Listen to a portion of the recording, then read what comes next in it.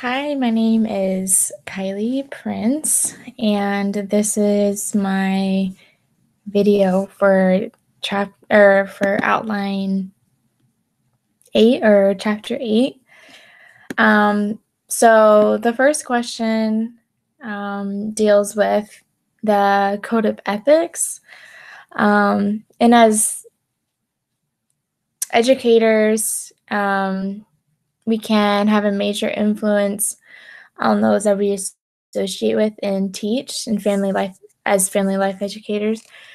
If we are not careful, we can do more harm than good to our families.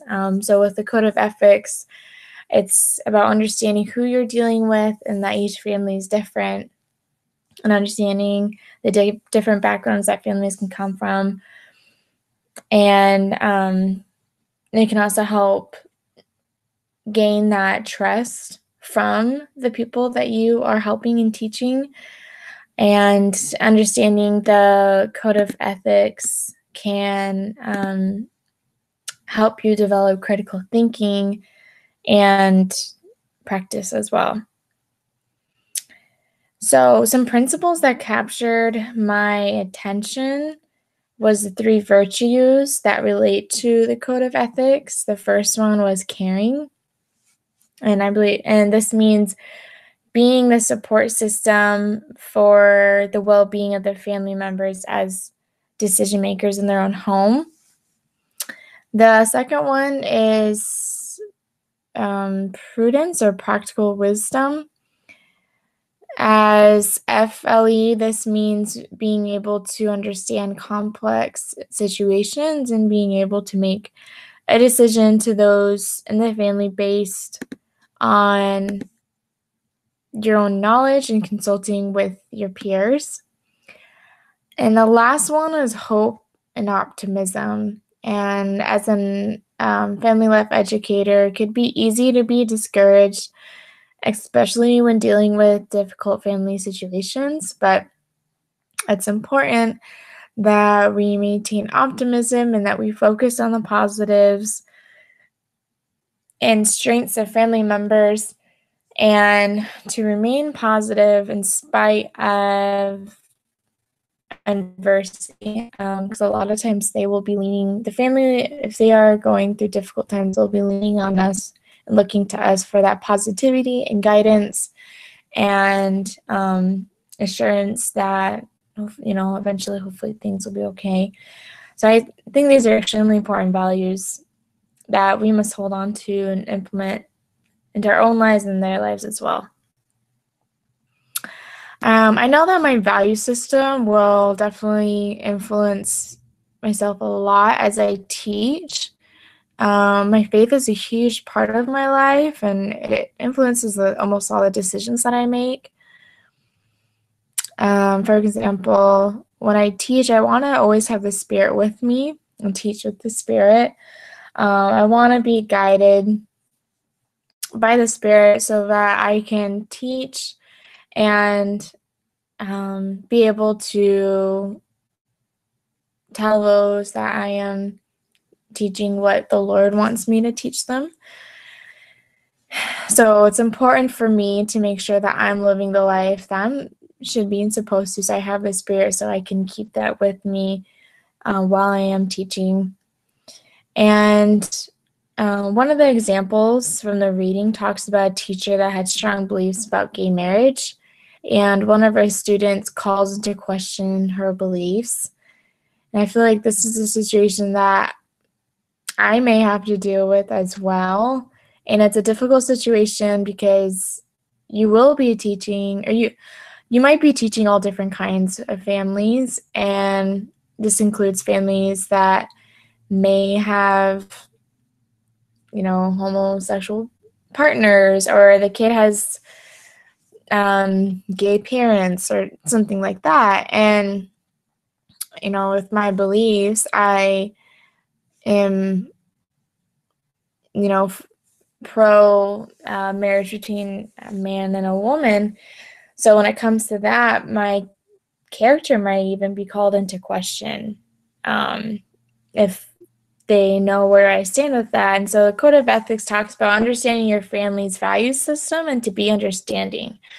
So it's just important that although I may have my own beliefs, I cannot let that influence on how I talk with families. You just have to be objective when it comes to examining different families, and it's really important to be open-minded, not necessarily meaning you have to disregard your own value system or belief system, but you have to be sensitive to other people's values system and belief system as well. Kind of like I mentioned before, there's going to be many different ethical dilemmas that could arise when we provide family life education. There might be people that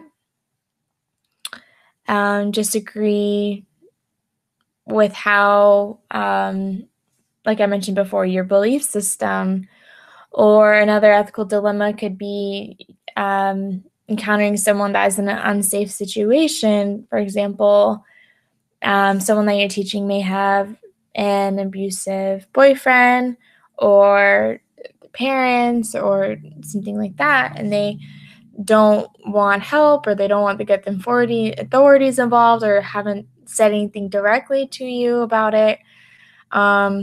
This is definitely an ethical dilemma, but a situation like that, which we learned from the case study that we just did, we have a duty as a family life educator to contact the authorities in that situation. So there's definitely going to be a lot of different potential ethical dilemmas, and each of them are going to have a different ways that we should respond and should react to them. But sometimes that can get kind of tricky.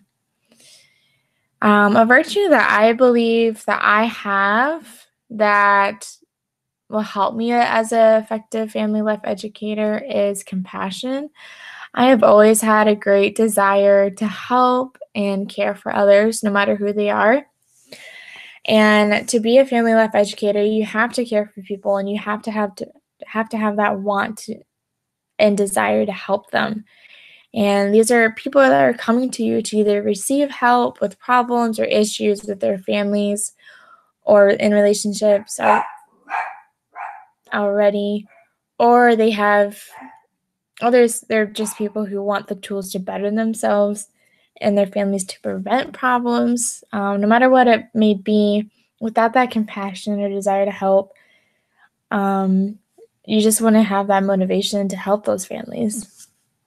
Another thing as well is I have pretty thick skin, and with this profession, you may see a lot of hard things. For example, you may see a lot of family situations that are less than ideal, and as much as you want to help them, you can only, some families you may be able to help them so much, and it can be hard if they don't just have a good family ideal situation. So you definitely have to have, I believe I have thick skin, which can help me to not let those situations get to me or get me down.